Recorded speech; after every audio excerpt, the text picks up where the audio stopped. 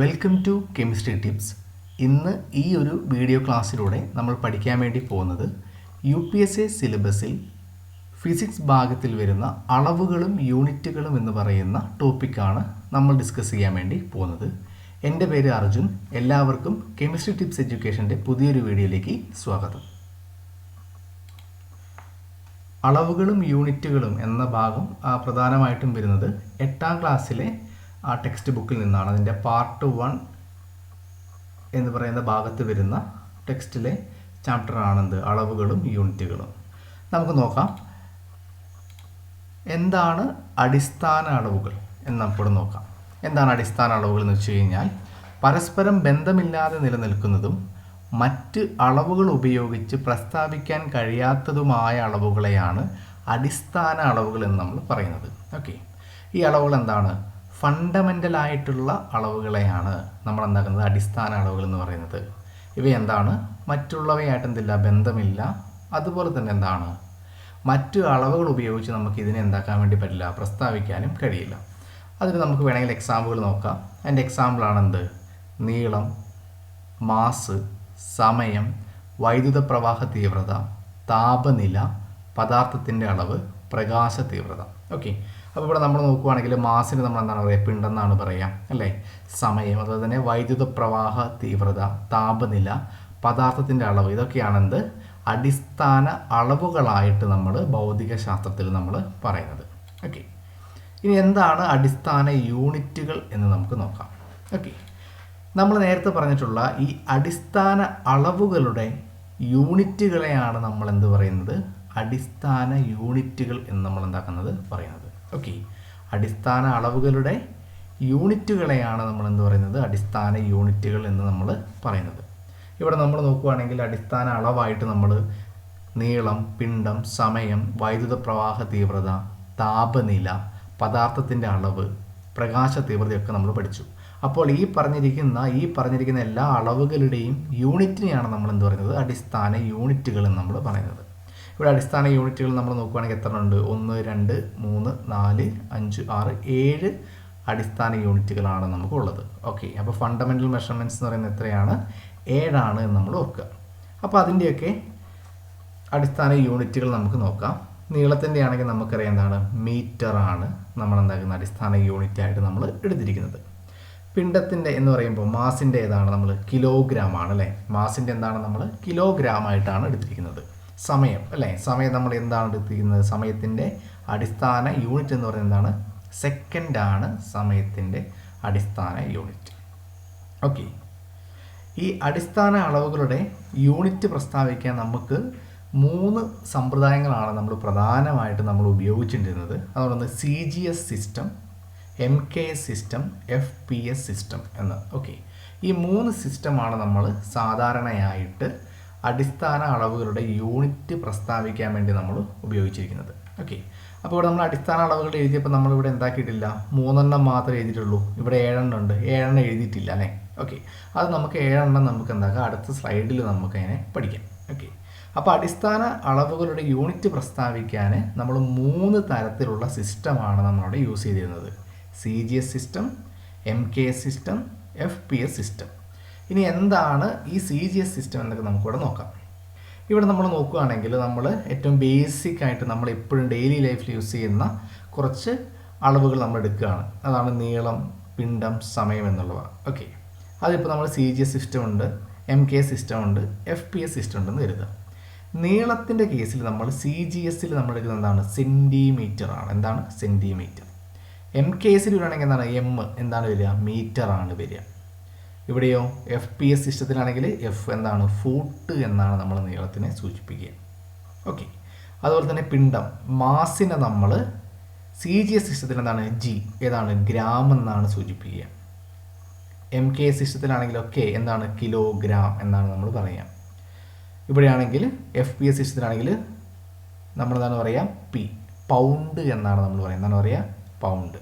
Okay, അതുപോലെ തന്നെ സമയത്തിനെയാണെങ്കിൽ CGS സിസ്റ്റത്തിൽ നമ്മൾ സെക്കൻഡ് എന്ന് പറയും. ആണ് അല്ലേ, അപ്പോൾ സെക്കൻഡ്.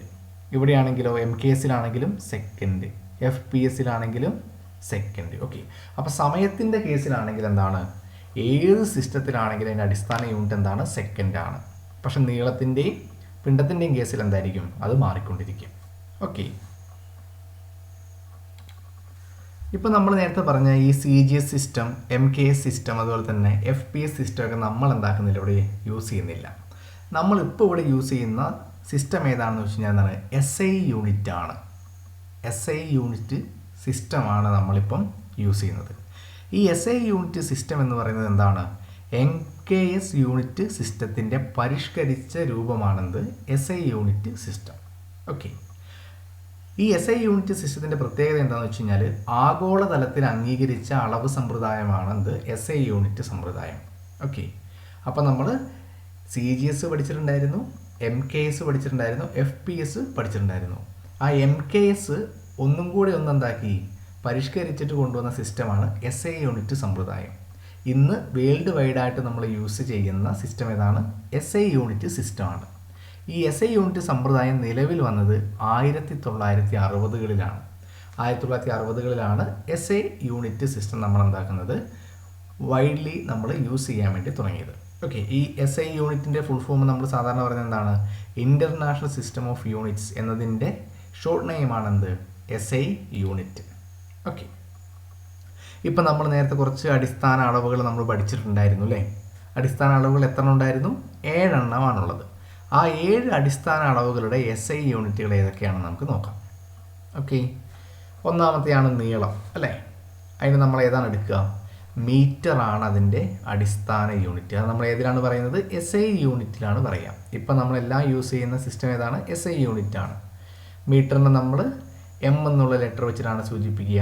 ഇവിടെ നോക്കണം, M എന്നുള്ളത് എന്താണ്? സ്മോൾ ലെറ്റർ ആണ്. ഓക്കെ.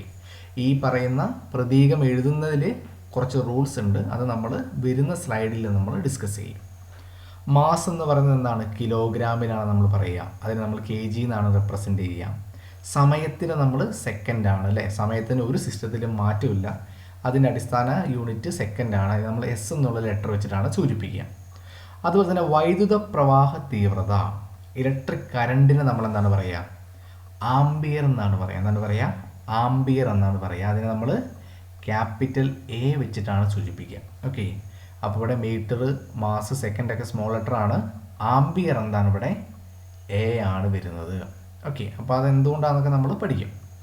ഇനി അടുത്തതാണ് താപനില. താപനില എന്ന് നമുക്ക് കേൾക്കുമ്പോൾ പെട്ടെന്ന് നമുക്ക് ഓർമ്മ വരുന്നത് എന്താണ്? ഡിഗ്രി സെൽഷ്യസ് ആണ് നമുക്ക് ഓർമ്മ വരിക അല്ലേ? പക്ഷെ ശരിക്കും താപനിലയുടെ SI യൂണിറ്റ് എന്താണ്? കെൽവിനാണ്. ക്യാപിറ്റൽ K ആണ് നമ്മൾ യൂസ് ചെയ്യുക. ഓക്കെ. താപനിലയുടെ അടിസ്ഥാന യൂണിറ്റ് ഏതാണ്? കെൽവിനാണ് നമ്മൾ യൂസ് ചെയ്യുക. ഓക്കെ. അതുപോലെ തന്നെ പദാർത്ഥത്തിൻ്റെ അളവ്. പദാർത്ഥത്തിൻ്റെ അളവ് എന്ന് പറയുമ്പോൾ എന്താണ്? എമൗണ്ട് ഓഫ് സബ്സ്റ്റൻസ് ആണ് അല്ലേ? നമ്മളെന്താണ് പറയുന്നത്? നമുക്കറിയാം അവഗാഡ്രോ നമ്പർ ഓഫ് സബ്സ്റ്റൻസ് ഒരു വസ്തുവിൽ ഉണ്ടാവും. 1 gram ഓഫ് സബ്സ്റ്റൻസിൽ ഉണ്ടാവും നമ്മൾ പഠിച്ചിട്ടുണ്ട് അല്ലേ? അപ്പോൾ പദാർത്ഥത്തിൻ്റെ അളവ് എന്ന് പറയുമ്പോൾ നമ്മൾ അതിനെ ഏതാണ് പറയുക? മോൾ എന്നാണ് പറയുക. എന്താണ് പറയുക? മോൾ. MOLE. അതിൻ്റെ പ്രതീകം എന്ന് പറയുമ്പോൾ എന്താണ്? ഇവിടെ ഒരു E ഉണ്ടാവില്ല. എന്താവും? MOL എന്നാണ് അതിൻ്റെ പ്രതീകം വരിക. അതുപോലെ തന്നെ പ്രകാശത്തിൻ്റെ തീവ്രത എന്താണ് വരിക? ക്യാൻഡില എന്നാണ് പറയുന്നത്. എന്താ പറയുക? ക്യാൻഡില. അതിന് നമ്മൾ ലെറ്റർ എന്താണ്? CD ആണ്. എന്താണ്? CD ആണ് സിമ്പിൾ. സ്മോൾ ലെറ്റർ CD ആണ് സിമ്പിൾ. ഓക്കെ. വൈദ്യുത പ്രവാഹ തീവ്രത എന്താണ്? ആംബിയർ ആണ് ക്യാപിറ്റൽ ലെറ്റർ A. പ്രകാശ തീവ്രത എന്താണ്? CD ആണ് ക്യാൻഡില. ഓക്കെ. അപ്പോൾ ഈ 7 എണ്ണമാണ് എന്ത് പറയുന്നത്? അടിസ്ഥാന അളവുകൾ. അടിസ്ഥാന അളവുകൾ എത്ര ഉണ്ട്? 7 എണ്ണമുണ്ട്. അപ്പോൾ അതിലുള്ള ഈ SI യൂണിറ്റുകൾ ഏതൊക്കെയാണ് നമ്മൾ പഠിക്കണം. ഇതിൽ താപനില എന്താണ്? കെൽവിനാണ്. എമൗണ്ട് ഓഫ് സബ്സ്റ്റൻസ് മോളാണ്. പ്രകാശ തീവ്രത CD ആണ്, ക്യാൻഡിലയാണെന്നുള്ളത് ഓർത്തു വെക്കുക. ഓക്കെ. ഇവിടെ നമ്മൾ നോക്കുവാണെങ്കിൽ SI യൂണിറ്റ് നമ്മൾ പറഞ്ഞു എന്താണ്? 1960കളിൽ വേൾഡ് വൈഡായിട്ട് യൂസ് ചെയ്യാൻ തുടങ്ങിയ സിസ്റ്റമാണ് SI യൂണിറ്റ് എന്ന് നമ്മൾ പഠിച്ചു അല്ലേ? ഈ SI യൂണിറ്റിന് ഒരു പ്രത്യേകതയുണ്ട്. കാരണം വെച്ച് കഴിഞ്ഞാൽ ഈ അന്താരാഷ്ട്ര അളവുകളെ അടിസ്ഥാനമാക്കിയിട്ടുള്ള ഒരു പദ്ധതിയുണ്ട്. അതാണെന്ത്? യൂണിറ്റുകളുടെ അന്താരാഷ്ട്ര പദ്ധതി, അല്ലെങ്കിൽ ഇൻ്റർനാഷണൽ സിസ്റ്റം ഓഫ് യൂണിറ്റ്, അല്ലെങ്കിൽ SI യൂണിറ്റ്സ് നമ്മൾ എന്താക്കുന്നത് പറയുന്നത്. ഓക്കെ. അടിസ്ഥാന അളവുകളെ അടിസ്ഥാനമാക്കിയിട്ടുള്ള പദ്ധതിയാണ് യൂണിറ്റുകളുടെ അന്താരാഷ്ട്ര പദ്ധതി, അല്ലെങ്കിൽ ഇൻ്റർനാഷണൽ സിസ്റ്റം ഓഫ് യൂണിറ്റ്സ്. ഇത് മലയാളത്തിൽ പറയുമ്പോഴാണ് നമുക്ക് ഇച്ചിരി ചെറിയൊരു പ്രശ്നമുള്ളത്. നിങ്ങൾക്ക് എക്സാം എന്തായിരിക്കും? മലയാളത്തിൽ തന്നെ ആയിരിക്കും. ഓക്കെ. ഈ SI യൂണിറ്റിൻ്റെ സവിശേഷതകൾ എന്താണെന്ന് ചോദിച്ചു കഴിഞ്ഞാൽ ഇതൊരു ഏകീകൃത യൂണിറ്റുകളാണ്. അതുപോലെ തന്നെ അന്താരാഷ്ട്ര അംഗീകാരമുള്ളതാണ്. എല്ലാ ഭൗതിക അളവുകളും പ്രസ്താവിക്കാൻ പര്യാപ്തമാണ്. ഓക്കെ, ഈ SI യൂണിറ്റ് എന്താണ്? ഏകീകൃത യൂണിറ്റുകളാണ്. യൂണിഫോം ആയിട്ടുള്ള എന്താണ് യൂണിറ്റുകളാണ് എന്ത് SI യൂണിറ്റ് എന്ന് പറയുന്നത്. പിന്നെയോ അന്താരാഷ്ട്ര അംഗീകാരമുള്ള ഇതാണ്. കാരണം ഇൻ്റർനാഷണൽ സിസ്റ്റം ഓഫ് യൂണിറ്റ്സ് നമ്മൾ പറയുന്നത് എല്ലാ ഭൗതിക അളവുകളും പ്രസ്താവിക്കാൻ പര്യാപ്തമാണ്. നമ്മൾ ഏത് ഫിസിക്കൽ ക്വാണ്ടിറ്റി എടുത്തു കഴിഞ്ഞാൽ അതിനെ നമ്മൾ SI യൂണിറ്റിൽ നമുക്ക് റെപ്രസെൻ്റ് ചെയ്യാൻ വേണ്ടിയിട്ട് പറ്റും. ഓക്കെ, അപ്പോൾ ഈ 3 പ്രത്യേകതകൾ അല്ലെങ്കിൽ സവിശേഷതകൾ നമ്മൾ എന്താക്കണം? പഠിച്ചു വെക്കണം. ഇനി അടുത്തയാണെന്ത്? നമ്മൾ ഫണ്ടമെൻ്റൽ യൂണിറ്റ്സിനെ കുറിച്ച് പഠിച്ചു അല്ലേ? അതായത് എന്താണ്? അടിസ്ഥാന അളവുകളെ പഠിച്ചു. പക്ഷേ ഈ അടിസ്ഥാന അളവുകളിൽ നിന്നും രൂപപ്പെട്ടിട്ടുള്ള വേറെ ചില അളവുകളും യൂണിറ്റുകളും ഉണ്ട്. അതിനെയാണ് നമ്മൾ വ്യുൽപ്പന്ന അളവുകൾ അല്ലെങ്കിൽ വ്യുൽപ്പന്ന യൂണിറ്റുകൾ എന്ന് നമ്മൾ പറയുന്നത്. അതിന് നമ്മൾ ഡിറൈവ്ഡ് മെഷർമെൻറ്റ്സ് ആൻഡ് യൂണിറ്റ്സ് എന്നാണ് പറയുക. ഓക്കെ, അടിസ്ഥാന അളവുകളിൽ നിന്ന് രൂപം കൊണ്ടിട്ടുള്ള അളവുകൾ ആണ് അല്ലെങ്കിൽ യൂണിറ്റുകളാണ് വ്യുൽപ്പന്ന അളവുകൾ അല്ലെങ്കിൽ വ്യുൽപ്പന്ന യൂണിറ്റുകൾ. ഓക്കെ, അടിസ്ഥാന യൂണിറ്റുകൾ ഉപയോഗിച്ച് പ്രസ്താവിക്കുന്ന യൂണിറ്റുകളാണ് വ്യുൽപ്പന്ന യൂണിറ്റുകൾ. അടിസ്ഥാന അളവുകൾ ഉപയോഗിച്ച് പ്രസ്താവിക്കുന്ന അളവുകളാണ് വ്യുൽപ്പന്ന അളവുകൾ. അതിന് എക്സാമ്പിൾ നമ്മൾ നോക്കാം. പരപ്പളവ് അല്ലേ? പരപ്പളവ് എന്ന് പറയുമ്പോൾ എന്താണ്? ഏരിയ ആണ്. ഏരിയയുടെ യൂണിറ്റ് എന്ന് പറയുമ്പോൾ എന്താണ് വരിക? ഏരിയ എന്ന് പറയുമ്പോൾ നീളം ഇൻറ്റു വീതി. നീളം നമ്മൾ മീറ്ററിലാണ് പറയുക, വീതി നമ്മൾ മീറ്ററാണ് പറയുക. അപ്പം മീറ്റർ ഇൻറ്റു മീറ്റർ എന്ന് പറയുമ്പോൾ മീറ്റർ സ്ക്വയർ ആണ് അല്ലേ? അപ്പോൾ 2 നീളം വന്നപ്പോൾ എന്താണ്? നമുക്കറിയാം നീളം എന്നുള്ളത് അവിടെ മീറ്റർ എന്ന് പറയുന്നത് എന്താണ്? നീളത്തിൻ്റെ ബേസിക് ആയിട്ടുള്ള ക്വാണ്ടിറ്റിയാണ് അല്ലേ? അല്ലെങ്കിൽ അടിസ്ഥാന യൂണിറ്റ് ആണ് എന്ന് നമുക്കറിയാം. അപ്പോൾ അത് 2 തവണ ഇവിടെ വന്നു. അപ്പോൾ അതെന്താണ്? പരപ്പളവ് എന്ന് പറയുന്നത് എന്താണ്? ഡിറൈവ്ഡ് ക്വാണ്ടിറ്റിയാണ്. കാരണം ഇവിടെ മീറ്റർ മാത്രമേ ഉള്ളെങ്കിൽ അതെന്താണ്? അടിസ്ഥാനപരമായിട്ടുള്ള ക്വാണ്ടിറ്റി ആയിരിക്കും. പക്ഷേ ഇവിടെ എന്തുണ്ട്? മീറ്ററിനെ ഇവിടെ 2 തവണ മൾട്ടിപ്ലൈ ചെയ്തിരിക്കുകയാണ്. ഓക്കെ, അതുപോലെ തന്നെ പ്രവേഗം. എന്താ പ്രവേഗം എന്ന് വെച്ച് കഴിഞ്ഞാൽ വെലോസിറ്റി ആണ് അല്ലേ? വെലോസിറ്റി എന്ന് പറയുമ്പോൾ എന്താണ്? ഡിസ്റ്റൻസ് ബൈ ടൈമാണ്. ഡിസ്റ്റൻസിൻ്റെ യൂണിറ്റ് എന്താണ്? മീറ്ററാണ്. ടൈമിൻ്റെ യൂണിറ്റ് എന്താണ്? സെക്കൻഡാണ്. അപ്പോൾ എന്തൊരു? Metre per second. മീറ്റർ അടിസ്ഥാന യൂണിറ്റാണ്, സെക്കൻഡ് അടിസ്ഥാന യൂണിറ്റാണ്. അപ്പോൾ അതെന്താണ്? ഒരു കമ്പൈൻ ചെയ്തിട്ടൊരു ഫോമിൽ വന്നിട്ടുണ്ട്. അപ്പോൾ അതുകൊണ്ട് തന്നെ എന്താണത്? ഒരു വ്യുൽപ്പന്ന യൂണിറ്റാണ്, അതുപോലെ തന്നെ വ്യുൽപ്പന്ന അളവാണ്. അടുത്താണ് സാന്ദ്രത. എന്താ സാന്ദ്രത എന്ന് വെച്ച് കഴിഞ്ഞാൽ മാസ് ബൈ വോളിയം ആണ്. Mass by volume. മാസിൻ്റെ അടിസ്ഥാന യൂണിറ്റ് എന്ന് പറയുന്നത് ഏതാണ്? കിലോഗ്രാം ആണ്. വോളിയത്തിൻ്റെ അടിസ്ഥാന യൂണിറ്റ് ഏതാണ്? വോളിയം എന്ന് പറയുമ്പോൾ എന്താണ്? നീളം ഇൻറ്റു വീതി ഇൻറ്റു ഹൈറ്റ്. അപ്പം metre into metre into metre, metre ക്യൂബാണ് വരിക. അപ്പം കിലോഗ്രാം പെർ മീറ്റർ ക്യൂബാണ് സാന്ദ്രതയുടെ യൂണിറ്റ് അല്ലെങ്കിൽ ഡെൻസിറ്റിയുടെ യൂണിറ്റ്. ഓക്കെ, അപ്പോൾ ഈ ഡെൻസിറ്റിയെക്കുറിച്ച് പഠിക്കുമ്പോൾ നിങ്ങളുടെ ഈ ഒരു ടെക്സ്റ്റിൽ കുറച്ച് ഇമ്പോർട്ടൻ്റ് ആയിട്ടുള്ള പോയിൻറ്റ്സുകൾ അവർ നോട്ട് ചെയ്തിട്ടുണ്ട്. ഓക്കെ, അപ്പോൾ അത് നമുക്ക് എന്താണെന്ന് നമുക്കിവിടെ നോക്കാം. കടൽ ജലത്തിലെ ഉപ്പിൻ്റെ സാന്ദ്രത എന്ന് പറയുന്നത്, ഓക്കെ, എന്താ സാന്ദ്രത എന്ന് പറയുന്നത്? ഒരു പ്രത്യേക അളവ് അല്ലെങ്കിൽ 1 ലിറ്റർ ജലത്തിൽ അടങ്ങിയിട്ടുള്ള ഏതെങ്കിലും ഒരു എന്താണ് വസ്തുവിൻ്റെ അളവിനെയാണ് നമ്മൾ എന്താക്കുന്നത്? സാന്ദ്രത എന്ന് പറയുന്നത്. ഇത്ര അളവിൽ ഇത്ര മാസ് അതിലുണ്ട് എന്ന് നമ്മൾ പറയുന്നതിനാണ് സാന്ദ്രത എന്ന് പറയുന്നത്. അപ്പോൾ കടൽ ജലത്തിലുള്ള ഉപ്പിൻ്റെ സാന്ദ്രത എന്ന് പറയുന്നത് 35 ഗ്രാം പെർ ലിറ്റർ ആണ്. ഓക്കെ, കടൽ ജലത്തിൽ ഉപ്പിൻ്റെ സാന്ദ്രത എത്രയാണ്? 35 ഗ്രാം പെർ ലിറ്റർ ആണ്. അതുപോലെ ചാവുകടലിലെ ഉപ്പിൻ്റെ സാന്ദ്രത എന്ന് പറയുമ്പോൾ നമുക്കറിയാം ചാവുകടലിലൊക്കെ എന്താക്കാം? ആൾക്കാർ വീണ് കഴിഞ്ഞാൽ മരിക്കുകയില്ല. കാരണം എന്താണ്? അവൻ ഇങ്ങനെ പൊങ്ങിക്കിടക്കുകയാണ് ചെയ്യുക. കാരണം അവിടെ എന്താണ്? ഉപ്പിൻ്റെ സാന്ദ്രത വളരെ കൂടുതലാണ്. എത്രയാണ്? 340 ഗ്രാം പെർ ലിറ്റർ ആണ് ചാവുകടലിലെ ഉപ്പിൻ്റെ സാന്ദ്രത എന്ന് പറയുന്നത്. ഓക്കെ, ഇനി നമ്മൾ നേരത്തെ പറഞ്ഞ ഈ അന്താരാഷ്ട്ര അളവ് തൂക്ക ബ്യൂറോ അല്ലേ? അതായത് നമ്മൾ അടിസ്ഥാന അളവുകളുടെ എല്ലാ മാതൃകയും എവിടെയാണ് വെച്ചിട്ടുള്ളത്? അന്താരാഷ്ട്ര അളവ് തൂക്ക ബ്യൂറോയിലാണ്. ഇപ്പോൾ നമ്മളിവിടെ നോക്കുകയാണെങ്കിൽ 1 മീറ്റർ സ്കെയിൽ ഒരു പ്ലാറ്റിനം റോഡാണ്. അതെവിടെയാണ് വെച്ചിട്ടുള്ളത്? അന്താരാഷ്ട്ര അളവ് തൂക്ക ബ്യൂറോയിൽ അവരെന്താണ്? ഒരു വാക്വം ചേമ്പറിൻ്റെ ഉള്ളിലാണ് അത് വെച്ചിട്ടുള്ളത്. ഓക്കെ, അങ്ങനെ അടിസ്ഥാന അളവുകളുടെ എല്ലാത്തിൻ്റെയും ബേസിക് ആയിട്ടുള്ള മാതൃക വെച്ചിരിക്കുന്ന ഒരു സ്ഥലമാണ് അന്താരാഷ്ട്ര അളവ് തൂക്ക ബ്യൂറോ എന്ന് പറയുന്നത്. അതിൻ്റെ ആസ്ഥാനം എവിടെയാണ്? ഫ്രാൻസിലാണ്. അതിൻ്റെ ആസ്ഥാനം എവിടെയാണ്? ഫ്രാൻസിലാണ് എന്നുള്ളത് ഓർത്ത് വെക്കുക. ഓക്കെ, അപ്പോൾ അന്താരാഷ്ട്ര അളവ് തൂക്ക ബ്യൂറോയുടെ ആസ്ഥാനം എവിടെയാണ്? ഫ്രാൻസിലാണ്. അതിന് വേണമെങ്കിൽ international bureau of weights and measurement, അതിൻ്റെ ആസ്ഥാനം ഫ്രാൻസിലാണ്. ഇനി ഇവിടെ നമ്മൾ നോക്കുകയാണെങ്കിൽ നമുക്കറിയാം, നമ്മളൊരു സ്കെയിൽ ഉണ്ടെന്ന് കരുതുക. ആ സ്കെയിലിൽ നമുക്കറിയാം 15 സെൻറ്റിമീറ്റർ സ്കെയിലാണെങ്കിൽ അതിൽ ഏറ്റവും ചെറിയ വര എന്ന് പറയുന്നത് എത്രയായിരിക്കും? 1 മില്ലിമീറ്റർ ആയിരിക്കും അല്ലേ? അതായത് ആ സ്കെയിൽ ഉപയോഗിച്ചുകൊണ്ട് നമുക്ക് അളക്കാൻ പറ്റുന്ന ഏറ്റവും ചെറിയ യൂണിറ്റ് എന്ന് പറഞ്ഞാൽ 1 മില്ലിമീറ്റർ ആണ്. ഇപ്പോൾ നമുക്കൊരു വാച്ച് ഉണ്ടെന്ന് കരുതുക. വാച്ചിൽ ഏറ്റവും ചെറിയ യൂണിറ്റ് എന്ന് പറയുന്നത് എന്തായിരിക്കും? സെക്കൻഡ് ആയിരിക്കും. ഓക്കെ, അപ്പോൾ സെക്കൻഡ് എന്ന് പറയുന്നത് എന്താണ്? നമുക്ക് അതിൽ അളക്കാൻ വേണ്ടി വരുന്ന ഏറ്റവും ചെറിയ അളവാണ് അല്ലേ? അങ്ങനെ ഏതൊരു ഉപകരണം ഉപയോഗിച്ച് നമുക്ക് കൃത്യമായിട്ട് അളക്കാൻ കഴിയുന്ന ഏറ്റവും ചെറിയ അളവിനെ നമ്മൾ പറയുന്നതാണ് ആ ഉപകരണത്തിൻ്റെ ലീസ്റ്റ് കൗണ്ട് എന്നാണ് പറയുക. ആ ഉപകരണം വെച്ച് നമുക്ക് അളക്കാൻ കഴിയുന്ന ഏറ്റവും ചെറിയ മെഷർമെൻറ്റ്. ഇപ്പോൾ നമ്മൾ നോക്കുകയാണെങ്കിൽ 1 മീറ്റർ സ്കെയിൽ എടുക്കാമെന്ന് കരുതുക. അത് വെച്ച് അളക്കാൻ വേണ്ടി വരുന്ന ഏറ്റവും ചെറിയ മെഷർമെൻറ്റ് എത്രയായിരിക്കും? 1 മില്ലിമീറ്റർ ആയിരിക്കും. അപ്പോൾ 1 മീറ്റർ സ്കെയിലിൻ്റെ ലീസ്റ്റ് കൗണ്ട് എന്ന് പറയുന്നത് എന്തായിരിക്കും? 1 മില്ലിമീറ്റർ ആയിരിക്കും. നമ്മൾ സാധാരണ കാണുന്ന ക്ലോക്ക്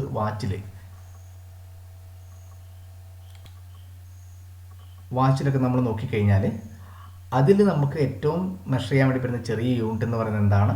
സെക്കൻഡാണ്.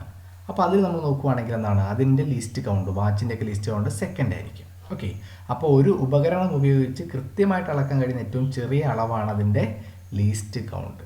ഓക്കെ, ക്ലിയർ ആയില്ലേ? നമുക്കിനി പഠിക്കാനുള്ളത് നീളം എന്ന് പറയുന്ന ഫണ്ടമെൻ്റൽ യൂണിറ്റിൻ്റെ കുറച്ച് പ്രത്യേകതയാണ്. നമുക്കറിയാം 1 മീറ്റർ എന്ന് പറയുന്നത് എത്രയാണ്? 100 സെൻറ്റിമീറ്റർ ആണ്. അല്ലെങ്കിൽ നമുക്കറിയാം 100 നമുക്ക് എങ്ങനെ എഴുതാം? 10⁻²² സെൻറ്റിമീറ്റർ എന്ന് നമുക്ക് എഴുതാം. അല്ലെങ്കിൽ 1 മീറ്ററിന് നമുക്ക് എന്ത് പറയാം? എത്ര മില്ലിമീറ്റർ ആണ്? 1000 മില്ലിമീറ്റർ ആണെന്ന് എഴുതാം. 1000 മില്ലിമീറ്റർ എന്ന് പറയുമ്പോൾ എത്രയാണ്? 10⁻³ മില്ലിമീറ്റർ ആണ് അല്ലേ? 1 മീറ്റർ എന്ന് പറയുമ്പോൾ 100 സെൻറ്റിമീറ്റർ ആണ്. 1 സെൻറ്റിമീറ്റർ എന്ന് പറയുമ്പോൾ 10 മില്ലിമീറ്റർ. അപ്പോൾ എന്താണ്? 100 × 10 എന്ന് പറയുമ്പോൾ എത്ര? 1000 മില്ലിമീറ്റർ ആണ്. അത് നമ്മൾ 10⁻³ mm എന്ന് എഴുതാൻ വേണ്ടി പറ്റും. ഇനി 1 കിലോമീറ്റർ എന്ന് പറയുമ്പോഴോ, എവിടെയെങ്കിലും കിലോ എന്ന് കണ്ടാൽ എത്രയാണ്?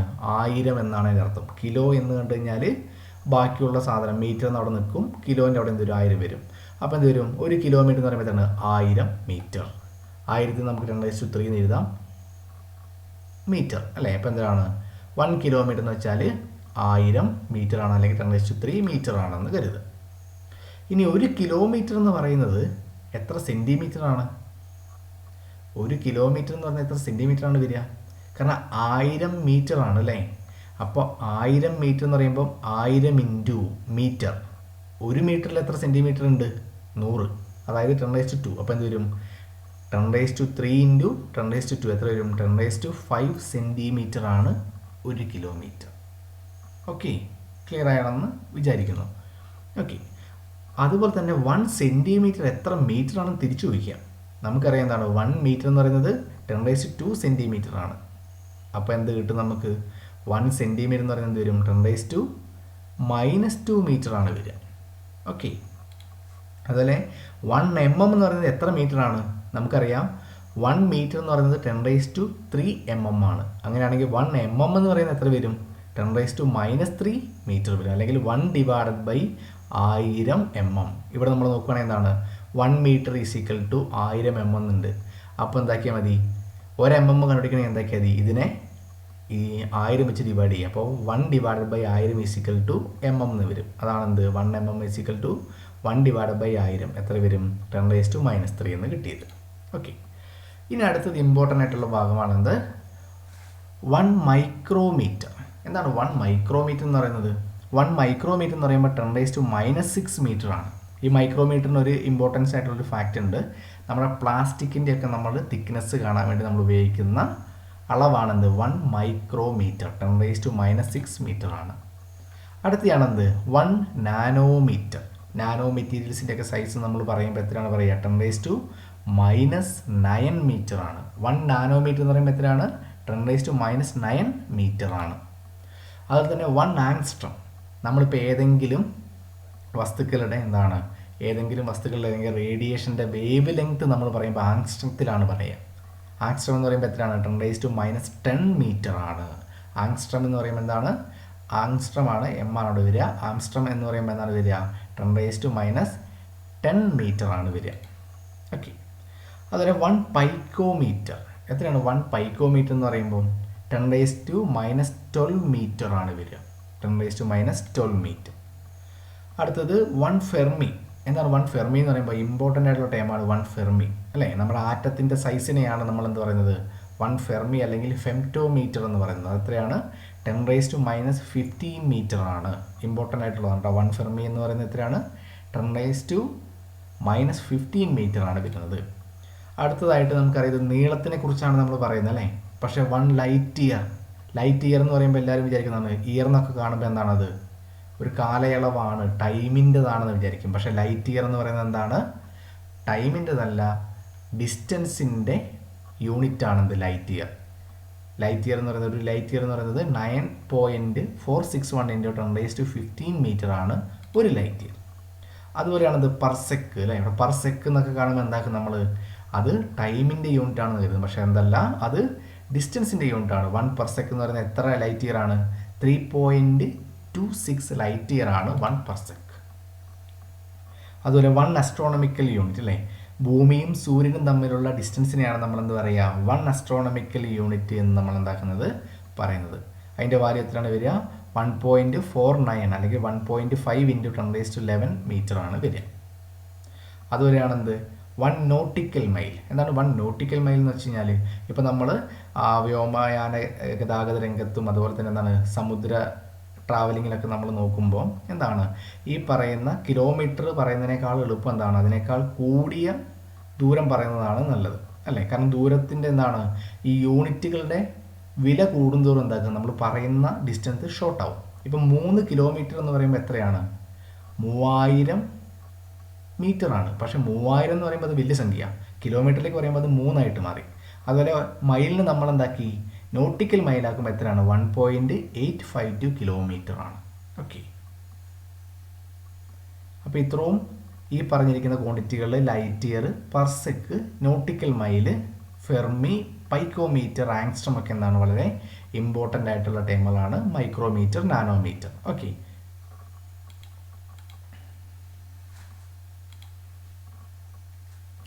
നമുക്കടുത്ത് പഠിക്കാനുള്ളതാണിത് നമ്മുടെ മാസ്. എന്താണ് മാസ് എന്ന് വെച്ച് കഴിഞ്ഞാൽ ഒരു വസ്തുവിൽ അടങ്ങിയിരിക്കുന്ന ദ്രവ്യത്തിൻ്റെ അളവാണ് എന്ത് അതിൻ്റെ മാസ് എന്ന് നമ്മൾ പറയുന്നത്. മാസിൻ്റെ അടിസ്ഥാന യൂണിറ്റ് നമ്മൾ പഠിച്ചെന്താണ് കിലോഗ്രാം ആണ്. ഇതിൻ്റെ പ്രതീകം എന്താണ് kg എന്നാണ് ഇതിൻ്റെ പ്രതീകം. നമുക്കറിയാം 1 കിലോഗ്രാം എന്ന് പറയുന്നത് എത്രയാണ് 1 കിലോഗ്രാം എന്ന് 1 kg എന്ന് പറയുന്നത് എത്രയാണ് 1000 ഗ്രാം ആണ് അല്ലേ. 1000 ഗ്രാം എന്ന് പറയുമ്പോൾ എത്രയാണ് 10⁻3 ഗ്രാം ആണ് വരിക. അതുപോലെ തന്നെ എത്ര മില്ലിഗ്രാം നോക്കി കഴിഞ്ഞാൽ എത്ര വരും. ഇവിടെ നമ്മൾ പറഞ്ഞു 1 kg എന്ന് വെച്ചാൽ 1000 ഗ്രാം ആണ്. അപ്പോൾ 1 kg എന്ന് പറഞ്ഞാൽ എത്ര മില്ലിഗ്രാം ആണ് 10⁻6 മില്ലിഗ്രാം ആണ് വരിക. 1.60 ആണ് എന്താക്കുന്നത് വരുന്നത് അല്ലേ. ഓക്കെ, 1 kg എന്ന് പറഞ്ഞാൽ എത്രയാണ് മില്ലി എന്നും കൂടെ നമ്മളിവിടെ വരുന്നില്ല മില്ലിഗ്രാം. അപ്പോൾ മില്ലിഗ്രാം എന്ന് പറയുമ്പോൾ എത്ര വേണം മില്ലി എന്ന് കിട്ടി കഴിഞ്ഞാൽ വീണ്ടും എന്താക്കും അതിൻ്റെ കൂടെ ഒരു 1000 ആഡ് ചെയ്യും. അപ്പോൾ എന്ത് വരും ഇവിടെ ഓൾറെഡി ഒരു ഗ്രാമിൻ്റെ അവിടെ ഒരു 1000 ഉണ്ട്, മില്ലിഗ്രാം വരുമ്പോൾ വീണ്ടും ഒരു 1000ൻ്റെ 3 പൂജ്യം. അപ്പോൾ എത്ര വരും ടോട്ടൽ 6 പൂജ്യമാണ് വരിക. ഓക്കെ, അതുപോലെ 1 ഗ്രാം എത്ര kg ആണെന്ന് നമുക്ക് എന്താക്കാം നോക്കാം. ഇവിടെ നമ്മൾ നോക്കുകയാണെങ്കിൽ 1 ഗ്രാം എന്ന് പറയുന്നത് എത്രയാണ് നമ്മൾ പറഞ്ഞത് 1 കിലോ എന്ന് പറയുന്നത് എത്രയാണ് 10⁻3 ഗ്രാം ആണ്. അങ്ങനെയാണെങ്കിൽ 1 ഗ്രാം എന്ന് പറയുന്നത് എത്രയായിരിക്കും 10⁻3 kg ആയിരിക്കും.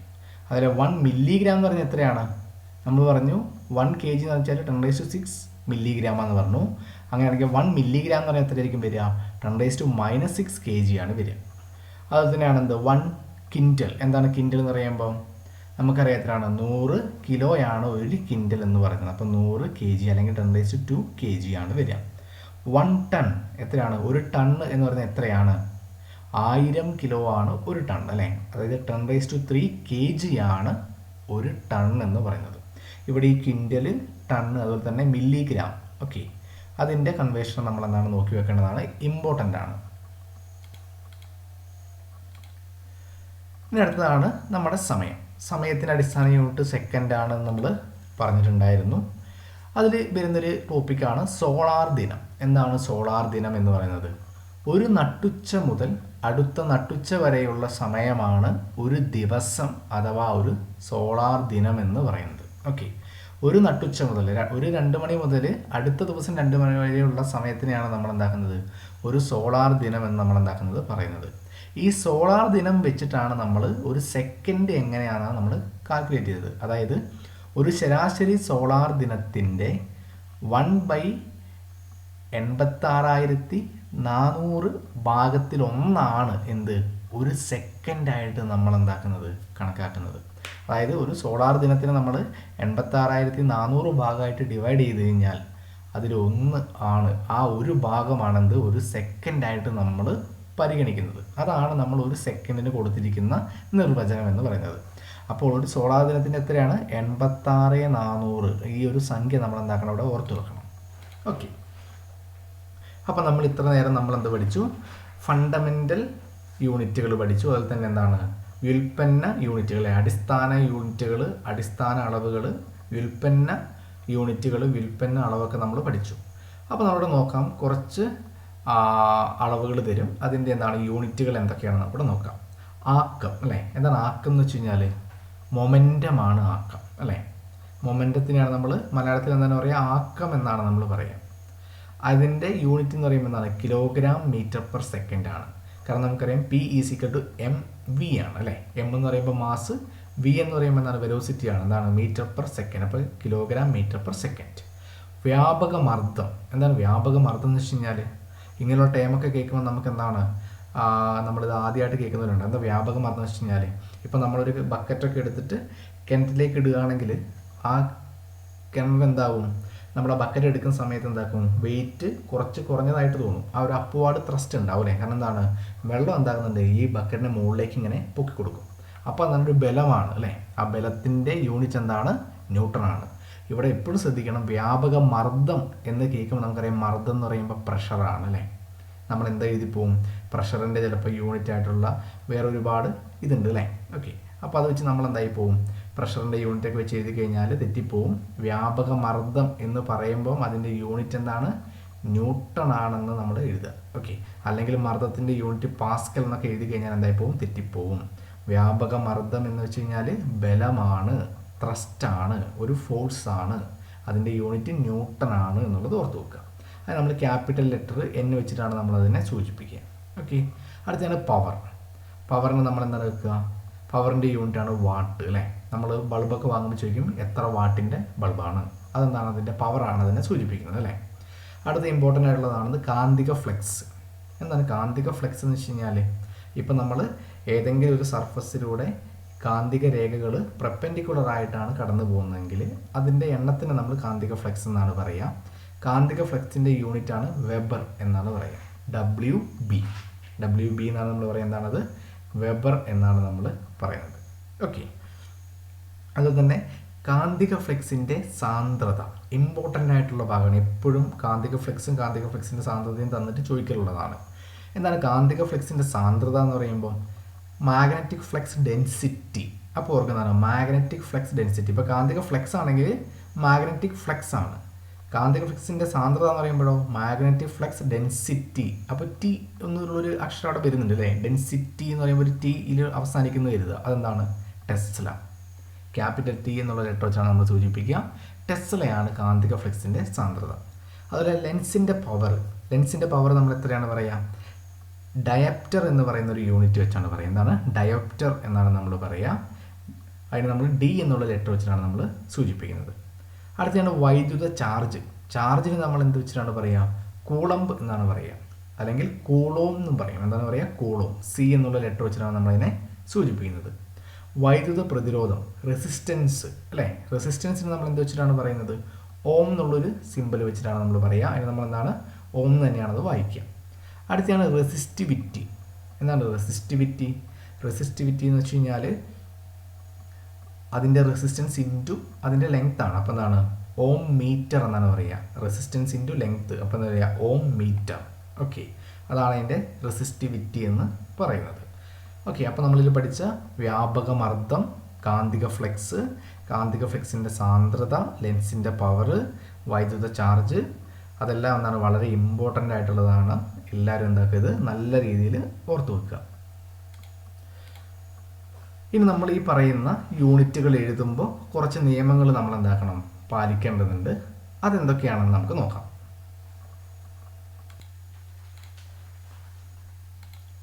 ഒന്നാമത്തെ നിയമമാണെന്ത്? യൂണിറ്റുകൾ എഴുതുമ്പോൾ പ്രതീകങ്ങൾ സാധാരണയായി ചെറിയ അക്ഷരം കൊണ്ടാണ് സൂചിപ്പിക്കേണ്ടത്. എന്നാൽ വ്യക്തികളുടെ പേരിൽ നിന്നുണ്ടായ യൂണിറ്റുകളാണെങ്കിൽ പ്രതീകം എഴുതുമ്പോൾ ക്യാപിറ്റൽ ലെറ്റർ ഉപയോഗിക്കണം. ഓക്കെ, ഇപ്പോൾ നമ്മളിവിടെ നോക്കുകയാണെങ്കിൽ മീറ്റർ എന്നതിന് നമ്മൾ എന്താക്കുക, നേരെ എം എന്ന് എഴുതിയാൽ മതി. സെക്കൻഡിന് നമ്മൾ സെക്കൻഡ് എന്ന് എഴുതുക. കിലോഗ്രാമിന് നമ്മൾ കെ ജി എന്നാണ് എഴുതുക. മീറ്റർ എന്ന് എഴുതുമ്പോൾ സ്മോൾ എം ആണ് യൂസ് ചെയ്യുക. സെക്കൻഡിന് സ്മോൾ എസ്. കെ ജിക്ക് നമ്മളെന്താണ് സ്മോൾ കെയും സ്മോൾ ജി ആണ് നമ്മളവിടെ യൂസ് ചെയ്യുക. കാരണം വെച്ച് കഴിഞ്ഞാൽ ഈ പ്രതീകങ്ങൾ നമ്മൾ എപ്പോഴും എഴുതുന്നതാണ് ചെറിയ അക്ഷരം കൊണ്ടാണ് നമ്മളെപ്പോഴും പ്രതീകങ്ങൾ നമ്മൾ സൂചിപ്പിക്കുക. ഇതാണ് അതിൻ്റെ ശരിയായിട്ടുള്ള വഴി. പക്ഷെ നമ്മളെന്താണ് ഇപ്പം ഞാൻ എന്താക്കുന്നത്, 5 മീറ്റർ നമ്മൾ 5 എഴുതിയിട്ട് ക്യാപിറ്റൽ എം എഴുതുകയെന്ന് കരുതുക. 9 സെക്കൻഡ് എന്നുള്ളതിന് ഞാൻ എന്താണ് 9 ഇട്ടിട്ട് എന്താണ് ക്യാപിറ്റൽ എസ് എഴുതുകയെന്ന് കരുതുക. അതുപോലെ 10 കിലോ എന്നുള്ളത് ഞാൻ എന്തൊക്കെ ഇവിടെ ക്യാപിറ്റൽ കെ എഴുതുകയെന്ന് കരുതുക. അതൊക്കെ എന്താണ് തെറ്റാണ്. യൂണിറ്റുകൾ എഴുതുമ്പോൾ പ്രതീകങ്ങളാണ് നമ്മൾ എഴുതുന്നതെങ്കിൽ, ഷോർട്ട് നെയിം പോലത്തെ ഇങ്ങനെ M, S, K G, C D എന്നൊക്കെ നമ്മൾ എഴുതുമ്പോൾ പ്രതീകങ്ങൾ സാധാരണയായിട്ട് ചെറിയ അക്ഷരം കൊണ്ടാണ് നമ്മളവിടെ എഴുതുക. പക്ഷേ ഇവിടെ പറഞ്ഞു എന്താണ്, ചില വ്യക്തികളുടെ പേരിൽ നിന്നാണ് യൂണിറ്റ് ഉണ്ടായതെങ്കിൽ അത് നമ്മളെന്താണ് ക്യാപിറ്റൽ ലെറ്ററിലാണ് പറയുക. എക്സാമ്പിൾ ഇവിടെ നോക്കാം. ഇവിടെ വ്യക്തിയുടെ പേര് കൊടുത്തിട്ടുണ്ടെന്നാണ് അലക്സാൻഡ്രോ വോൾട്ട. അലക്സാൻഡ്രോ വോൾട്ട അല്ലെ, നമ്മുടെ വൈദ്യുത സെല്ല് കണ്ടുപിടിച്ച ആളാണ് അലക്സാൻഡ്രോ വോൾട്ട അല്ലേ. അപ്പോൾ നമ്മൾ പൊട്ടൻഷ്യൽ വ്യത്യാസമാണ് അതിൻ്റെ അളവ് അല്ലേ. അപ്പോൾ എന്താണ് വോൾട്ട്, അതിൻ്റെ പ്രതീകം എന്താണ് ക്യാപിറ്റൽ വി ആണ്. വോൾട്ട് എന്ന് പറയുന്നതാണ് ക്യാപിറ്റൽ വി ആണ്. അപ്പോൾ ശ്രദ്ധിക്കണം എന്താണ്, യൂണിറ്റ് ഫുൾ നെയിം എഴുതുമ്പോൾ സ്മോൾ വി ആണ്, ക്യാപിറ്റൽ ആണെങ്കിൽ അല്ല പ്രതീകം മാത്രമാണെങ്കിൽ ക്യാപിറ്റൽ ആണ്. ഓക്കെ, അപ്പോൾ അലക്സാൻഡ്രോ വോൾട്ടയുടെ പേരിൽ നിന്നാണ് വോൾട്ട് വന്നത്, അതുകൊണ്ട് പ്രതീകം ക്യാപിറ്റൽ വി ആണ് എഴുതുക. ബ്ലേസ് പാസ്കൽ എന്താണ് മർദ്ദം. നമ്മൾ നേരത്തെ വ്യാപക മർദ്ദം പഠിച്ചിട്ടുണ്ടായിരുന്നു അല്ലേ, ത്രസ്റ്റ്. വ്യാപക മർദ്ദം എന്ന് പറയുമ്പോൾ അതിൻ്റെ യൂണിറ്റ് എന്താ വരിക, അത് ന്യൂട്ടനാണ് വരിക അല്ലേ. കാരണം ഇവിടെ പാസ്കൽ അല്ല ന്യൂട്ടനാണ് വരിക. അപ്പോൾ ബ്ലേസ് പാസ്കലിൻ്റെ യൂണിറ്റിൽ മർദ്ദം വരികയാണെങ്കിൽ അതിൻ്റെ യൂണിറ്റ് പാസ്കലാണ്. അതിന് നമ്മൾ ക്യാപിറ്റൽ പി എ എന്നാണ് നമ്മൾ എന്താക്കുക സൂചിപ്പിക്കുക, P A, P capital A small എന്നുള്ളത്.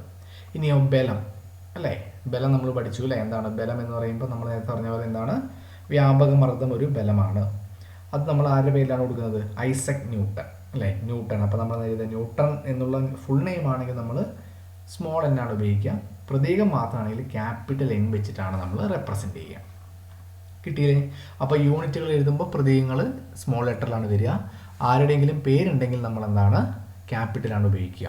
നേരത്തെ വൈദ്യുത പ്രവാഹ തീവ്രതയുടെ യൂണിറ്റ് നമ്മൾ ആംബിയർ എന്ന് പറഞ്ഞിട്ട് ക്യാപിറ്റൽ എ നമ്മൾ പറഞ്ഞു അല്ലേ. അതെന്താണ് ആംബിയർ എന്നുള്ളത് ഒരു വ്യക്തി ആയതുകൊണ്ടാണ് അത് അങ്ങനെ ക്യാപിറ്റൽ എ ആണ് നമ്മളവിടെ എഴുതിയത്. ഓക്കെ, ഇനി അടുത്ത നിയമമാണെന്ത്, പ്രതീകത്തിന് പകരമായി യൂണിറ്റിൻ്റെ പേര് പൂർണ്ണമായിട്ടും എഴുതുമ്പോൾ ക്യാപിറ്റൽ ലെറ്റേഴ്സ് ഉപയോഗിക്കാൻ പാടില്ല.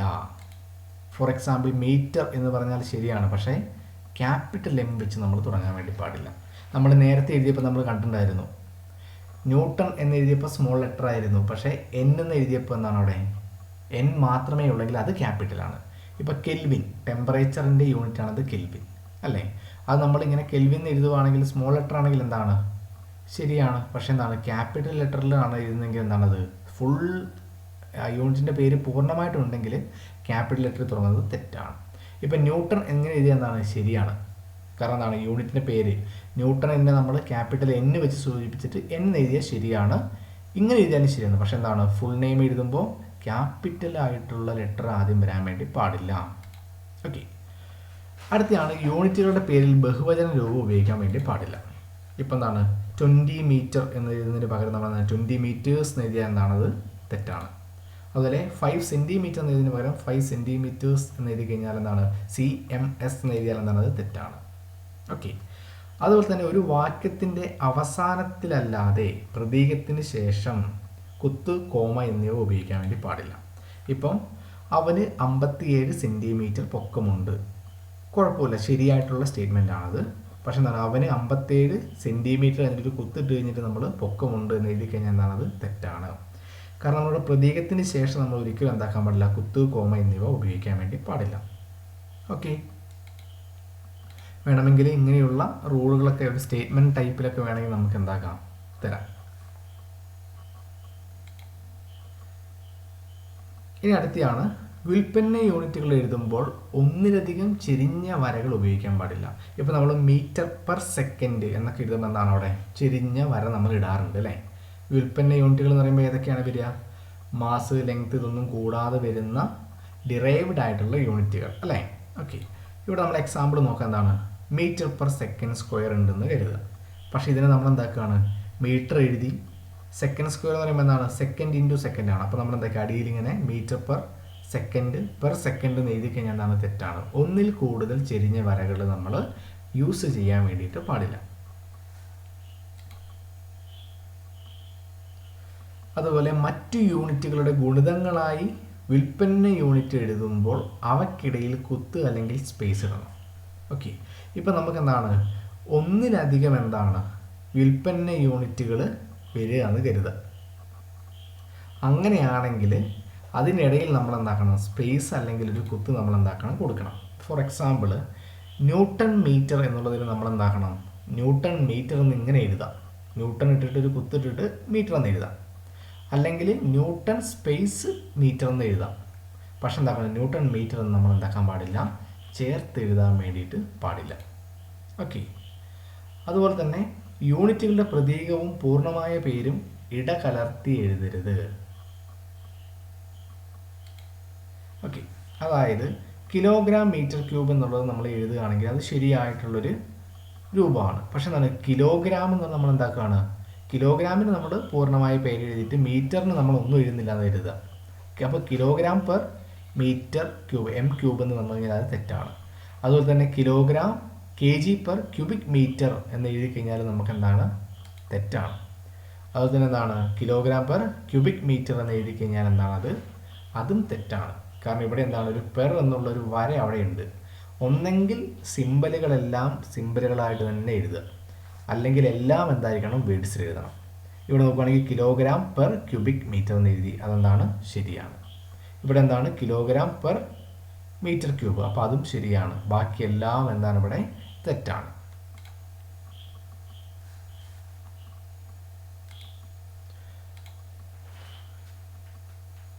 അടുത്തതാണ്, ഒരളവ് രേഖപ്പെടുത്തുമ്പോൾ മൂല്യത്തിനും യൂണിറ്റിനും ഇടയിൽ ഒരു സ്പേസ് ഇടണം. ഇപ്പോൾ 5 മീറ്റർ എന്ന് എഴുതിയെന്ന് കരുതുക.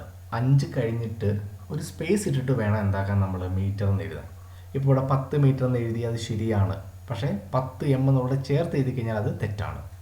അതുപോലെ ഇവിടെ 20 kg എന്ന് എഴുതി കഴിഞ്ഞാൽ അത് ശരിയാണ്. പക്ഷേ 20 kg എന്ന് ചേർത്ത് എഴുതി കഴിഞ്ഞാൽ അതെന്താണ്? തെറ്റാണ്. ഓക്കെ, അടുത്തയാണ്, ഒരളവിനെ സൂചിപ്പിക്കാൻ ഒന്നിൽ കൂടുതൽ യൂണിറ്റുകൾ ഉപയോഗിക്കരുത്.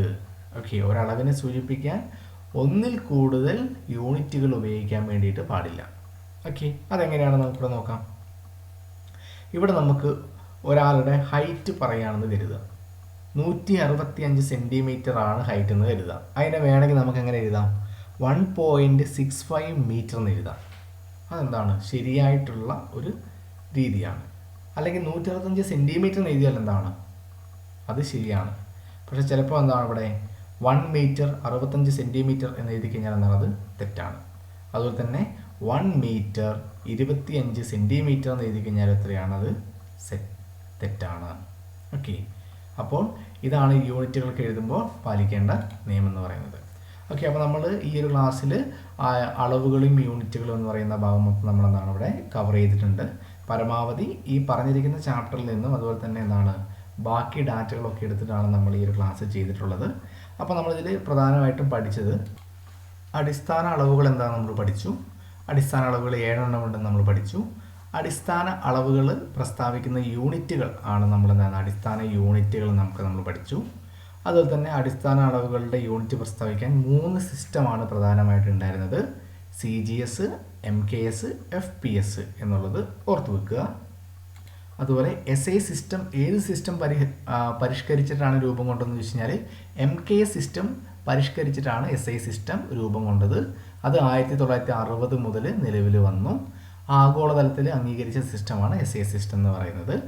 അതിൽ നമ്മൾ നോക്കേണ്ടത് വൈദ്യുത പ്രവാഹ തീവ്രതയുടെ യൂണിറ്റൊക്കെ എന്താണ്? ആംപിയർ ആണ്. താപനിലയുടേത് കെൽവിനാണ്. പദാർത്ഥത്തിൻ്റെ അളവ് അല്ലെങ്കിൽ എമൗണ്ട് ഓഫ് സബ്സ്റ്റൻസ് മോളിലാണ് നമ്മൾ പറയുക. അതിൻ്റെ പ്രതീകം മോൾ എന്നാണ്. പ്രകാശ തീവ്രതയെ നമ്മൾ കാൻഡില CD എന്നുള്ള ലെറ്റർ വെച്ചിട്ടാണ് നമ്മൾ റെപ്രസെൻ്റ് ചെയ്യുക. അതുപോലെ തന്നെ എസ് ഐ യൂണിറ്റുകളുടെ സവിശേഷത നമ്മൾ പഠിച്ചു. എന്താണ്? ഏകീകൃത യൂണിറ്റുകളാണ് എന്ത് എസ് ഐ യൂണിറ്റുകൾ. അതുപോലെ അന്താരാഷ്ട്ര അംഗീകാരമുള്ളതാണ് എസ് ഐ യൂണിറ്റ്. എല്ലാ ഭൗതിക അളവുകളും പ്രസ്താവിക്കാൻ എന്താണ് എസ് ഐ യൂണിറ്റ് എന്നാണ് പര്യാപ്തമാണ് എന്നുള്ളത് ഓർക്കുക. അതുതന്നെ അടിസ്ഥാന അളവുകളെ അടിസ്ഥാനമാക്കിയിട്ടുള്ള പദ്ധതിയാണ് യൂണിറ്റുകളുടെ അന്താരാഷ്ട്ര പദ്ധതി അല്ലെങ്കിൽ ഇൻ്റർനാഷണൽ സിസ്റ്റം ഓഫ് യൂണിറ്റ്സ്. അതുതന്നെ അടിസ്ഥാന അളവുകൾ ഉപയോഗിച്ച് പ്രസ്താവിക്കുന്ന അളവുകളെ നമ്മൾ വിൽപ്പന അളവുകൾ എന്ന് പറഞ്ഞു. അതുപോലെ അടിസ്ഥാന യൂണിറ്റുകൾ ഉപയോഗിച്ച് പ്രസ്താവിക്കുന്ന യൂണിറ്റുകൾ നമ്മൾ വിൽപ്പന യൂണിറ്റുകൾ എന്ന് നമ്മൾ എന്താക്കി പറഞ്ഞു. അതിന് എക്സാമ്പിളുകളാണെന്ത്? പരപ്പളവ്, പ്രവേഗം, സാന്ദ്രത, ആക്സിലറേഷൻ, വെലോസിറ്റി, അങ്ങനെ എന്ത് വേണമെങ്കിലും നമുക്ക് എന്താക്കാം പറയാം. അതൊക്കെ എന്താണ്? വിൽപ്പന അളവുകളാണ് അല്ലേ. അതിനുശേഷം നമ്മൾ എന്താണ് പഠിച്ചത്? കടൽ ജലത്തിലെ ഉപ്പിൻ്റെ സാന്ദ്രത എത്രയാണ്? 35 ഗ്രാം പെർ ലിറ്റർ ആണ്. പക്ഷേ ചാവുകടലിൽ ഉപ്പിൻ്റെ സാന്ദ്രത വളരെ കൂടുതലാണ്. അതുകൊണ്ട് തന്നെ ചാവുകടലിലൊക്കെ നമ്മളിപ്പോൾ ചാടുകയാണെങ്കിൽ നമ്മളൊക്കെ എന്താവും? വെള്ളത്തിന് മുകളിൽ പൊങ്ങിക്കിടക്കും. കാരണം ഉപ്പിൻ്റെ സാന്ദ്രത വളരെ കൂടുതലായതുകൊണ്ട് അല്ലേ. എത്രയാണ്? 340 ഗ്രാം പെർ ലിറ്റർ ആണ്. അതുപോലെ അന്താരാഷ്ട്ര അളവ് തൂക്ക ബ്യൂറോയുടെ ആസ്ഥാനം എവിടെയാണ്? ഫ്രാൻസിലാണ് എന്നുള്ളത് ഓർത്തു വെക്കുക. ഇനി എന്താണ് ലീസ്റ്റ് കൗണ്ട് എന്ന് വെച്ച് കഴിഞ്ഞാൽ ഒരു ഉപകരണം ഉപയോഗിച്ച് കൃത്യമായി അളക്കാൻ കഴിയുന്ന ഏറ്റവും ചെറിയ അളവിനെയാണ് നമ്മളതിൻ്റെ ലീസ്റ്റ് കൗണ്ട് എന്ന് നമ്മൾ പറയുന്നത്. അതിനുശേഷം നമ്മൾ നീളത്തിൻ്റെ കുറച്ച് കൺവേഷൻ നമ്മളോട് നോക്കിയായിരുന്നു. മൈക്രോമീറ്റർ എന്ന് പറയുമ്പോൾ എത്രയാണ്? 1 മൈക്രോമീറ്റർ 10⁻⁻⁶ മീറ്റർ ആണ്. ഇത് പ്ലാസ്റ്റിക്കിൻ്റെ ഒക്കെ കനം കാണാൻ വേണ്ടിയിട്ടൊക്കെ യൂസ് ചെയ്യുന്ന ഏകകമാണെന്ത്? മൈക്രോമീറ്റർ എന്ന് പറയുന്നത്. നാനോമീറ്റർ എന്ന് പറയുമ്പോൾ എന്താണ്? മെറ്റീരിയൽസിൻ്റെ തമ്മിലുള്ള മെറ്റീരിയൽസിൻ്റെ ബാൻഡ് ഗ്യാപ്പൊക്കെ ഉള്ളതാണ് നമ്മൾ എന്ത് പറയുന്നത്? നാനോമീറ്ററിലാണ് നമ്മൾ പറയുക. 1 നാനോമീറ്റർ എന്ന് പറയുമ്പോൾ 10⁻⁹ മീറ്റർ ആണ്. ആങ്സ്ട്രം അല്ലേ. ആങ്സ്ട്രം എന്ന് പറയുമ്പോൾ എത്രയാണ്? 10⁻⁻10 മീറ്റർ ആണ് വരിക. പൈക്കോമീറ്റർ എന്ന് പറയുമ്പോൾ 10⁻12 ആണ്. ഇനിയോ നമ്മൾ പറയുന്ന ന്യൂക്ലിയസിൻ്റെ സൈസ് അല്ലെങ്കിൽ ആറ്റത്തിൻ്റെ സൈസ് എത്രയാണ്? 10⁻15 മീറ്റർ ആണ്. അതിനെ 1 ഫെർമി എന്ന് നമ്മൾ പറയും, അല്ലെങ്കിൽ ഫെംറ്റോമീറ്റർ എന്ന് നമ്മൾ എന്താക്കും പറയും. അതുപോലെ തന്നെ ഇമ്പോർട്ടൻ്റ് ആയിട്ടുള്ള 3 യൂണിറ്റുകൾ അല്ലേ. ലൈറ്റ് ഇയർ, പർസെക്ക്, 1 അസ്ട്രോണമിക്കൽ യൂണിറ്റ് അല്ലേ. അതാണ് എന്താണ്? ലൈറ്റ് ഇയർ എന്ന് പറയുമ്പോൾ എത്രയാണ്? ലൈറ്റ് ഇയർ എന്നൊക്കെ കേൾക്കുമ്പോൾ എന്താണ്? അത് നീളത്തിൻ്റെ യൂണിറ്റ് തന്നെയാണ് എന്നുള്ളത് ഓർക്കുക. പർസെക്കും എന്തിൻ്റെ യൂണിറ്റ് തന്നെയാണ്? നീളത്തിൻ്റെ യൂണിറ്റ് തന്നെയാണെന്ത്? പർസെക്കും. അതുപോലെ തന്നെ 1 AU അസ്ട്രോണമിക്കൽ യൂണിറ്റ്, അതും എന്താണ്? നീളത്തിൻ്റെ യൂണിറ്റ് തന്നെയാണ്. ഇനിയോ 1 നോട്ടിക്കൽ മൈൽ എന്ന് പറയുന്നത് എത്രയാണ്? 1.852 കിലോമീറ്റർ ആണ്. നമുക്ക് 1 മൈൽ എത്രയാണെന്ന് നമുക്കറിയാം. നമ്മൾ പഠിച്ചിട്ടുണ്ട് അല്ലേ. 1 മൈൽ എന്ന് പറയുന്നത് എത്രയാണ്? 1.609 കിലോമീറ്റർ ആണെന്ന് നമുക്കറിയാം അല്ലേ. 1.609 കിലോമീറ്റർ ആണെന്ത്? 1 മൈൽ എന്ന് നമുക്കറിയാം. 1 നോട്ടിക്കൽ മൈൽ എന്ന് വെച്ചാൽ 1.852 കിലോമീറ്റർ ആണെന്നുള്ളത് ഓർത്ത് വെക്കുക. അതുപോലെ മാസിൻ്റെ കേസിൽ 1 കിലോഗ്രാം എത്ര മില്ലിഗ്രാം ആണെന്ന് വെച്ചാൽ 10⁻⁶ മില്ലിഗ്രാം ആണെന്നുള്ളത് ഓർത്ത് വെക്കുക. അതുപോലെ 1 കിൻഡൽ എന്ന് വെച്ചാൽ എത്രയാണ്? 100 കിലോ ആണ്. 1 ടൺ എന്ന് വെച്ച് കഴിഞ്ഞാൽ 1000 കിലോ ആണെന്നുള്ളത് ഓർക്കുക. അടുത്തതാണ് ഒരു സോളാർ ദിനം അല്ലേ. നമുക്കറിയാവുന്നതാണ് സോളാർ ദിനം എന്ന് വെച്ചാൽ ഒരു നട്ടുച്ച മുതൽ അടുത്ത നട്ടുച്ച വരെയുള്ള സമയമാണ് ഒരു ദിവസം അല്ലെങ്കിൽ ഒരു സോളാർ ദിനം. ഒരു സോളാർ ദിനത്തിൻ്റെ 86,400 ഭാഗത്തിൽ ഒന്നാണ് നമ്മൾ എന്താക്കുന്നത്? ഒരു സെക്കൻഡായിട്ട് നമ്മൾ കണക്കാക്കി എടുക്കുന്നത് അല്ലേ. അതിനുശേഷം നമ്മൾ കുറച്ച് അളവുകളും അതിൻ്റെ യൂണിറ്റുകളും പഠിച്ചു. വ്യാപക മർദ്ദം എന്ന് പറയുമ്പോൾ മർദ്ദത്തിൻ്റെ യൂണിറ്റ് പാസ്കലാണ്. പക്ഷേ വ്യാപക മർദ്ദം എന്ന് പറയുമ്പോൾ എന്താണത്? ത്രസ്റ്റ്, ഒരു ഫോഴ്സ് ആണത്. അതിൻ്റെ യൂണിറ്റ് ന്യൂട്ടൺ ആണെന്നുള്ളത് ഓർക്കുക. കാന്തിക ഫ്ലെക്സ് അല്ലേ, അതായത് മാഗ്നറ്റിക് ഫ്ലെക്സ് വെബർ ആണ് അതിൻ്റെ യൂണിറ്റ്. കാന്തിക ഫ്ലെക്സ് ഡെൻസിറ്റി എന്ന് പറയുമ്പോൾ ടി, ഏതാണ്? ടെസ്ല, ടി അല്ലേ, ടെസ്ലയാണ് വരുന്നത്. ലെൻസിൻ്റെ പവർ ഡയോപ്റ്റർ ആണ്. വൈദ്യുത ചാർജ് കൂളംബാണ് അല്ലെങ്കിൽ കൂളോം എന്നും പറയും. വൈദ്യുത പ്രതിരോധത്തിന് നമ്മൾ ഓം എന്നാണ് പറയുക. റെസിസ്റ്റിവിറ്റി ഓം മീറ്റർ ആണെന്നുള്ളത് ഓർക്കുക. അതിനുശേഷം നമ്മൾ യൂണിറ്റുകൾ എഴുതുമ്പോൾ പാലിക്കേണ്ട നിയമങ്ങളെക്കുറിച്ചൊക്കെ നമ്മൾ എന്താണ് പഠിച്ചു. യൂണിറ്റ് ഉപയോഗിക്കുമ്പോൾ എന്താക്കാൻ പാടില്ല, എന്തൊക്കെ ചെയ്യാൻ പാടുമെന്നുള്ളതൊക്കെ നമ്മൾ എന്താണ് പഠിച്ചു. ഒരു 9 റൂള് നമ്മൾ ഉണ്ടാക്കിയിട്ടുണ്ട്. യൂണിറ്റുകൾ എഴുതുമ്പോൾ വരുന്നതിനെക്കുറിച്ച് നമ്മൾ പഠിച്ചിട്ടുണ്ട്. അതിൽ യൂണിറ്റുകളുടെ പ്രതീകവും പൂർണ്ണമായ പേരും ഇടകലർത്തി എഴുതാൻ വേണ്ടി പാടില്ല എന്നുള്ളതും ഒന്നിലധികം ചെരിഞ്ഞ വരകൾ യൂസ് ചെയ്യാൻ പാടില്ല എന്നുള്ളതൊക്കെ എന്താക്കുക? ഓർത്ത് വെക്കുക. അതുപോലെ തന്നെ ആ യൂണിറ്റുകളുടെ വിലയും ആ പ്രതീകവും തമ്മിൽ സ്പേസ് വേണം. പിന്നെ ഒരളവിനെ സൂചിപ്പിക്കാൻ ഒന്നിലധികം യൂണിറ്റുകൾ ഉപയോഗിക്കാൻ വേണ്ടി പാടില്ല അല്ലേ. അപ്പോൾ ഇത്രയും കാര്യങ്ങളാണ് നമ്മൾ ഈ ഒരു ക്ലാസ്സിൽ പഠിച്ചത്. അപ്പോൾ എല്ലാവർക്കും എക്സാമിന് നല്ലൊരു വിജയം ഉണ്ടാവട്ടെ. Thank you.